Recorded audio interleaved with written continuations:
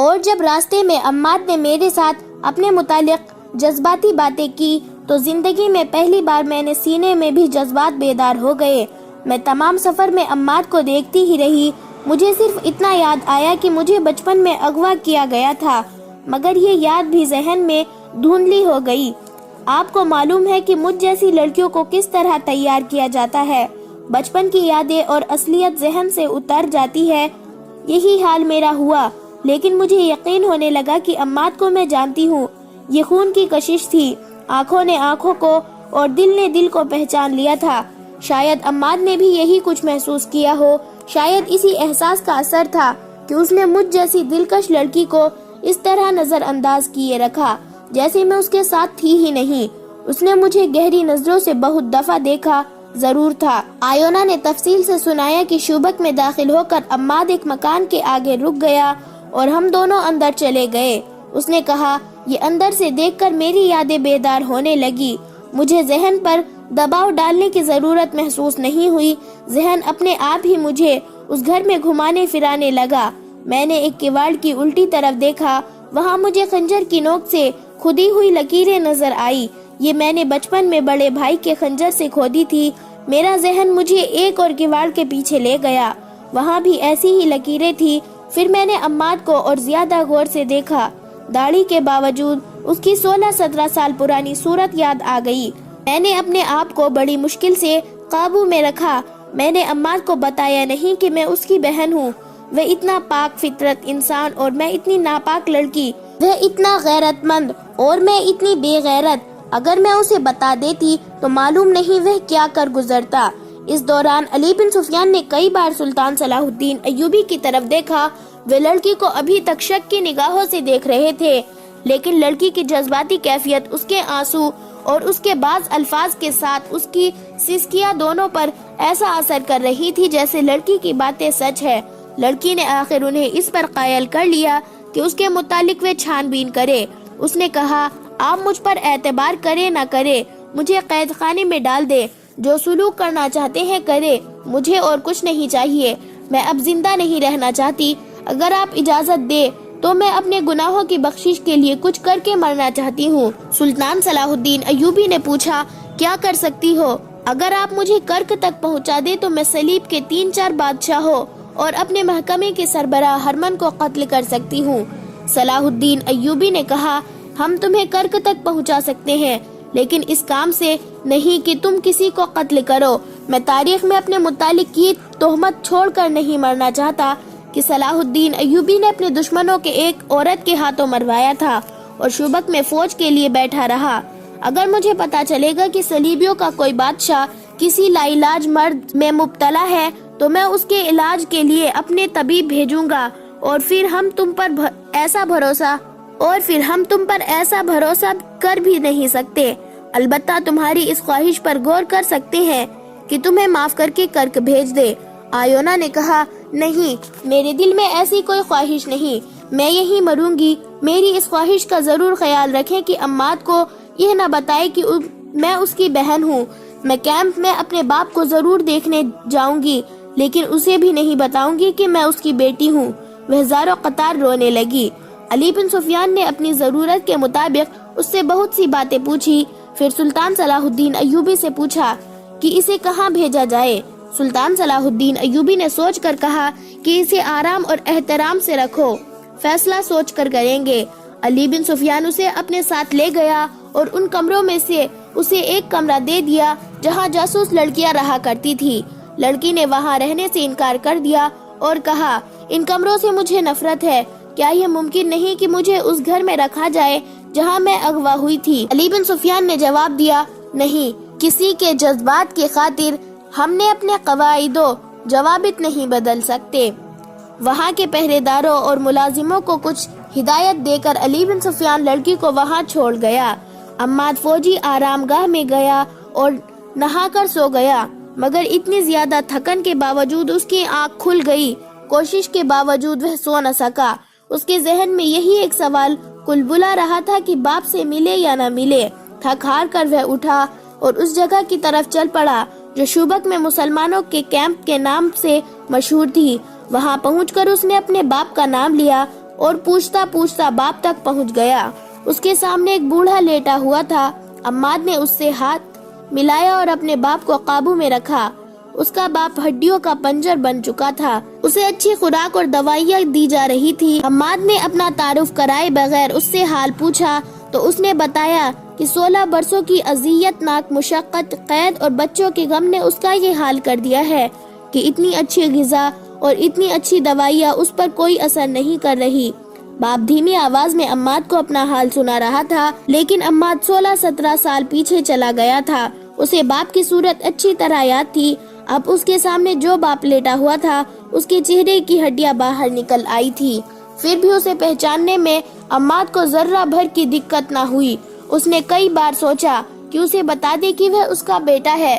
اس نے عقل مندی کی کہ نہ بتایا۔ اس نے 2 خطرے محسوس کیے تھے، ایک یہ کہ باپ یہ خوشگوار دھچکا برداشت نہیں کر سکے گا، دوسرا یہ کہ اگر اس نے برداشت کر لیا تو اس کے لیے رکاوٹ بن جائے گا، اور یہ بھی ہو سکتا ہے کہ وہ محاذ پر جانے لگے تو یہ صدمہ اسے لے بیٹھے۔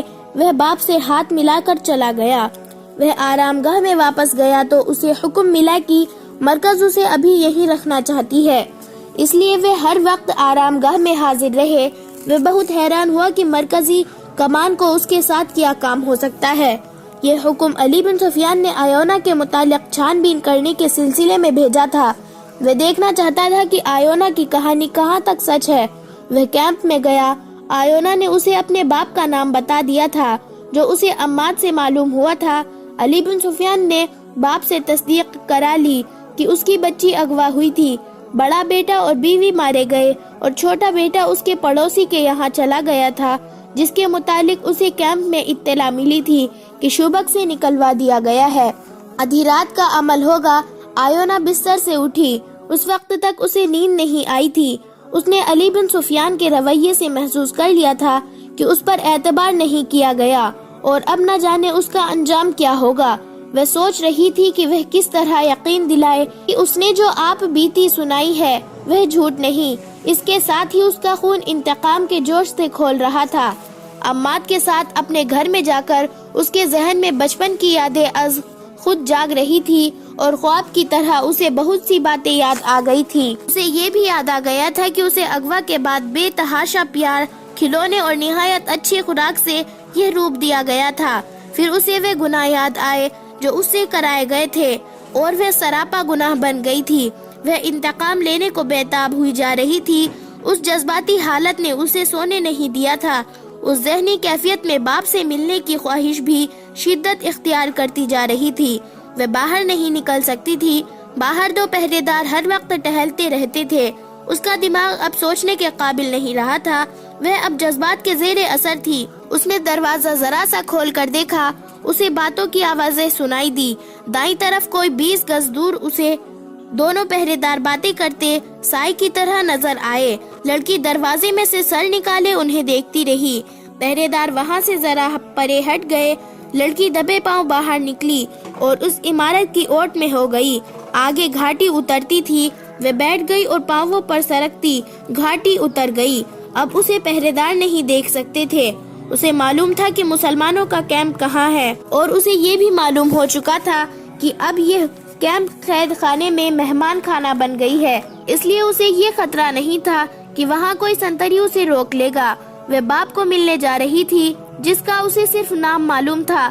وہ تیز تیز جا رہی تھی کہ اسے پیچھے کسی کے قدموں کی آہٹ سنائی دی۔ اس نے پیچھے دیکھا مگر کوئی نظر نہ آیا۔ اس آہٹ کو وہ اپنے قدموں کی آہٹ سمجھ کر چل پڑی، لیکن یہ کسی اور کی آہٹ تھی۔ ایک تنومند آدمی وہیں سے اس کے پیچھے چل پڑا تھا جہاں سے وہ گھاٹی اترتی تھی۔ آیونا کو یہ آہٹ ایک بار پھر سنائی دی۔ وہ رکی ہی تھی کہ اس کے سراور منہ پر کپڑا آن پڑا۔ پلک جھپکتے کپڑا بند گیا اور 2 مضبوط بازوؤں نے اسے جکڑ کر اٹھا لیا۔ وہ تڑپتی مگر بے بس تھی۔ رات تاریک تھی اور یہ علاقہ غیر آباد تھا۔ ذرا آگے جا کر اسے ایک کمبل میں لپیٹ کر گٹھر کی طرح باندھ لیا گیا۔ وہ ایک نہیں 2 آدمی تھے۔ نصف گھنٹے کے بعد اسے اتار کر کھولا گیا۔ وہ ایک کمرے میں تھی جس میں 2 دیے جل رہے تھے۔ وہاں 4 آدمی تھے۔ اس نے سب کو باری باری حیرت سے دیکھا اور کہا، تم لوگ ابھی یہاں ہو؟ اور باب گیرالڈ آپ بھی یہی ہیں؟ گیرالٹ نے جواب دیا، ہم جا کر آئے ہیں تم سب کو یہاں سے لینے کے لیے، اچھا ہوا کہ تم یہاں مل گئی۔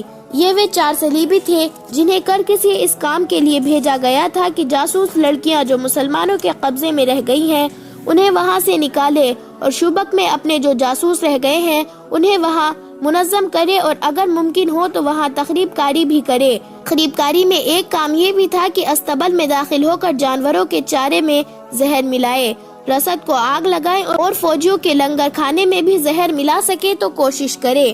اس گروہ کا کمانڈر گیرالٹ نام کا ایک برطانوی تھا جو تباہ کار جاسوسی کا ماہر سمجھا جاتا تھا۔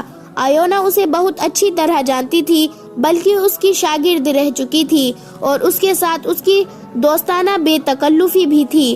اسے دیکھ کر آیونا کا خون نفرت اور انتقام کے جوش سے کھول اٹھا، لیکن وہ فوراً سنبھل گئی۔ یہ موقع نفرت کے اظہار کا نہیں تھا۔ گیرالٹ تو ایسا گمان بھی نہیں کر سکتا تھا کہ آیونا بالکل بدل گئی ہے۔ اس نے آیونا سے پوچھا کہ وہ کہاں جا رہی تھی۔ آیونا نے کہا کہ اسے فرار کا موقع مل گیا تھا، اس لیے وہ فرار ہو رہی تھی۔ گیرالٹ نے اسے بتایا کہ وہ چھاپہ مار جاسوسوں کا ایک گروہ کرک کے مظلوم مسلمانوں کے بحروپ میں یہاں لایا ہے۔ ان دنوں شوبک کی حالت ایسی تھی کہ یہ گروہ آسانی سے ایک ہی گروہ کی صورت میں شہر میں آ گیا تھا۔ جنگ کی وجہ سے لوگ آ جا رہے تھے، ارد گرد کے دیہات کے مسلمان بھی شہر میں آ رہے تھے۔ اسی دھوکے میں یہ گروہ بھی آ گیا۔ شہر میں پہلے سے جاسوس موجود تھے، انہوں نے پورے گروہ کو پسے پردہ کر لیا۔ گیرالٹ نے آیونا کو بتایا کہ وہ 2 راتوں سے اس مکان کو دیکھ رہا ہے جس میں لڑکیاں ہیں۔ اس جگہ سے وہ اچھی طرح واقف تھا، یہ انہی کی بنائی ہوئی تھی۔ رات کو وہ دیکھنے جاتا تھا کہ پہرے داروں کی حرکات اور معمول کیا ہے۔ یہ بڑا اچھا اتفاق تھا کہ اسے آیونا مل گئی۔ آیونا نے اسے بتایا کہ لڑکیوں کا نکلنا آسان نہیں، تاہم نکالا جا سکتا ہے۔ رات کو ہی اسکیم تیار ہو گئی۔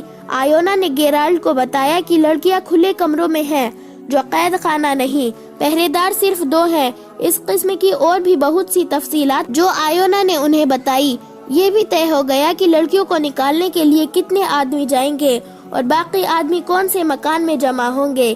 اس اسکیم کے بعد آیونا نے یہ تجویز پیش کی کہ اسے واپس چلے جانا چاہیے، کیونکہ اس کی گمشدگی سے لڑکیوں پر پہرا سخت کر دیا جائے گا، جس سے یہ مہم ناممکن ہو جائے گی۔ گیرالٹ نے آیونا کی یہ تجویز پسند کی اور اسے اپنے ساتھ لے جا کر اس کی رہائش گاہ کے قریب چھوڑ گیا۔ آیونا کو باہر سے آتے دیکھ کر پہرے داروں نے اس سے باز پرس کی۔ اس نے یہ کہہ کر ٹال دیا کہ وہ دور نہیں گئی تھی۔ پہرے دار اس لیے چپ ہو رہے تھے کہ یہ ان کی لاپرواہی تھی کہ لڑکی نکل گئی۔ دوسرے دن علی بن سفیان کسی اور کام میں مصروف تھا۔ آیونا نے پہرے داروں سے کہا کہ وہ اسے علی بن سفیان کے پاس لے چلے۔ انہوں نے یہ کہہ کر انکار کر دیا، یہاں اس کے بلانے پر کوئی نہیں آئے گا، اس کی جب ضرورت ہوگی تو اسے بلا لیا جائے گا۔ آیونا نے بڑی مشکل سے پہرے داروں کو قائل کیا کہ وہ کسی اور کو بتائے بغیر مرکزی کمان کے کسی فرد تک یہ پیغام پہنچا دے کہ نہایت اہم اور نازک بات کرنی ہے۔ اس نے پہرے داروں سے کہا کہ اگر انہوں نے اس کا پیغام نہ پہنچایا تو اتنا زیادہ نقصان ہوگا کہ پہرے دار اس کوتاہی کی سزا سے بچ نہیں سکیں گے۔ پہرے داروں نے پیغام بھجوانے کا بندوبست کر دیا۔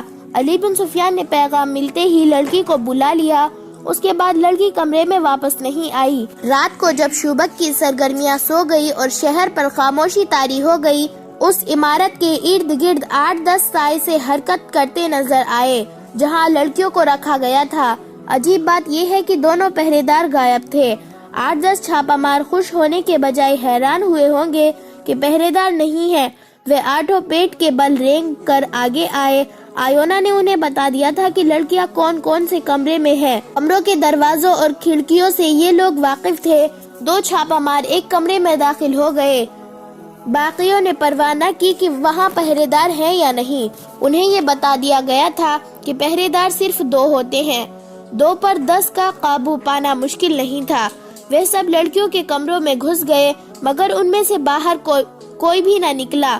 گیرالٹ اسی مکان میں تھا جہاں وہ گزشتہ رات آیونا کو لے گیا تھا۔ اس مکان میں اسکیم کے مطابق 20 آدمی تھے، باقی کسی اور عیسائی کے گھر چھپے ہوئے تھے۔ گیرالٹ بے صبری سے لڑکیوں کا انتظار کر رہا تھا۔ اب انہیں اس کے آدمیوں کے ساتھ پہنچ جانا چاہیے تھا۔ آخر دروازے پر دستک ہوئی۔ دستک کا یہ طے شدہ خاص نشان تھا۔ گیرالڈ نے خود جا کر دروازہ کھولا۔ یہ مکان پرانے دور کی قلعہ نما حویلی تھی جس میں ایک امیر کبیر عیسائی رہتا تھا۔ گیرالڈ نے جیوں ہی دروازہ کھولا اسے کسی نے باہر گھسیٹ لیا۔ فوجیوں کا ایک ہجوم دروازے میں داخل ہوا۔ ان کے ہاتھوں میں لمبی برچیاں تھی۔ فوجی تیز اور بلند سیلاب کی طرح اندر چلے گئے۔ ایک وسیع کمرے میں بیٹھے ہوئے 20 صلیبی چھاپا مار جاسوسوں کو سنبھلنے کا موقع نہ ملا۔ ان سے ہتھیار لے لیے گئے اور ان کو گھر کے مالک اور اس کے کنبے سمیت باہر لے گئے۔ ایسا ہی ہلہ اس مکان پر بھی بولا گیا جہاں باقی صلیبی چھاپا مار تیار بیٹھے تھے۔ یہ دونوں چھاپے بیک وقت مارے گئے۔ اسی رات 10-11 مکانوں پر چھاپے مارے گئے۔ یہ سرگرمی رات بھر جاری رہی۔ مکانوں کی تلاشی لی گئی اور صبح کے وقت علی بن سفیان نے سلطان صلاح الدین ایوبی کے سامنے جو لوگ کھڑے کیے ان میں ایک تو گیرالڈ اور اس کے 40 چھاپا مار تھے اور تقریباً اتنی ہی تعداد ان جاسوسوں اور تخریب کاروں کی تھی جنہیں دوسرے مکانوں سے گرفتار کیا گیا تھا۔ ان مکانوں میں جو سامان برآمد ہوا ان میں بے شمار ہتھیار، زہر کی بہت سی مقدار، تیروں کا ذخیرہ، آتش گیر مادہ اور بہت سی نقدی برآمد ہوئی۔ یہ کارنامہ آیونا کا تھا۔ اس نے گیرالڈ کے ساتھ اسکیم بنائی تھی اور اس سے ان تمام جاسوسوں کے ٹھکانے معلوم کر لیے تھے جو شوبک میں چھپے گئے تھے۔ گیرالڈ کو اس پر پکا اعتماد تھا۔ آیونا رات ہی کو واپس آ گئی تھی اور صبح اس نے تمام تر اسکیم علی بن سفیان کو بتا دی اور جاسوسوں کے ٹھکانوں کی بھی نشاندہی کر دی۔ علی بن سفیان نے جاسوس دن کے سارے ٹھکانے دیکھ آئے تھے۔ شام کے وقت سلطان صلاح الدین ایوبی کے خصوصی چھاپا مار دستوں کو ان ٹھکانوں پر چھاپا مارنے کے لیے بلایا گیا تھا۔ لڑکیوں کو کمروں سے نکال کر کہیں اور چھپا دیا گیا تھا۔ ان کی جگہ ہر کمرے میں 3 چھاپا مار بھیج دیے گئے تھے۔ جیوں ہی چھاپا مار لڑکیوں کو اپنے ساتھ لانے کے لیے کمروں میں داخل ہوئے، مسلمان چھاپا ماروں نے انہیں پکڑ لیا۔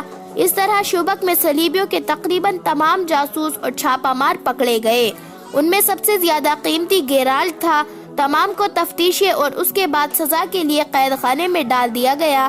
آیونا نے ان تمام مسلمان سرکردہ شخصیتوں کی بھی نشاندہی کر دی جو قاہرہ میں سلطان صلاح الدین ایوبی کے خلاف سرگرم تھے۔ حشیشین کے ہاتھوں سلطان صلاح الدین ایوبی اور علی بن سفیان کو قتل کرنے کا جو منصوبہ تیار کیا گیا تھا وہ بھی آیونا نے بے نقاب کیا اور سلطان صلاح الدین ایوبی سے کہا، اب تو آپ کو مجھ پر اعتبار آ جانا چاہیے۔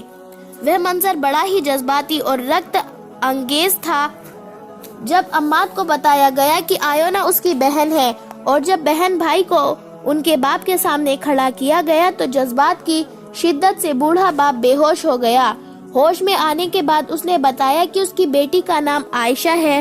سلطان صلاح الدین ایوبی نے اس خاندان کے لیے خاص وظیفہ مقرر کیا اور علی بن سفیان کے محکمے کے لیے حکم جاری کیا کہ تمام جاسوس لڑکیوں کے متعلق چھان بین کی جائے۔ صلیبیوں نے دوسری لڑکیوں کو بھی مسلمان گھرانوں سے اغوا کیا ہوگا۔ سلطان صلاح الدین ایوبی نے حکم میں کہا کہ ان میں جو مسلمان ہیں ان کے خاندان ڈھونڈے جائے اور لڑکیوں کو ان کے حوالے کیا جائے۔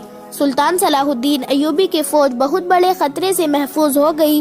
شوبک سے دور کے محاذ کی خبریں امید افزا تھی، لیکن فوری ضرورت یہ تھی کہ بکھرے ہوئے دستوں کو یکجا کیا جائے۔ ایک مقصد کے لیے سلطان صلاح الدین ایوبی نے شوبک کا فوجی نظام اپنے معاونے کے حوالے کر کے اپنا ہیڈ کوارٹر شوبک سے دور صحرا میں منتقل کر لیا۔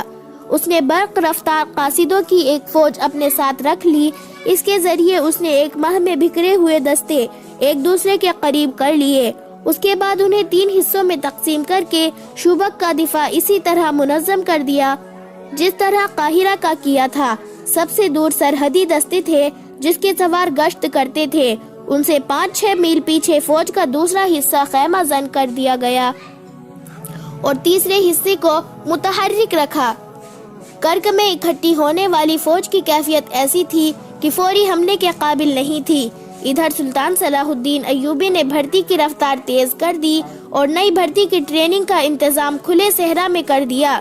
اس نے علی بن سفیان سے کہا کہ وہ کرک میں اپنے جاسوس بھیجے جو وہاں کی اطلاع لانے کے علاوہ یہ کام بھی کرے کہ وہاں کے رہنے والے مسلمان نوجوانوں کو کرک سے نکلنے اور یہاں آ کر فوج میں شامل ہونے کی ترغیب دیں۔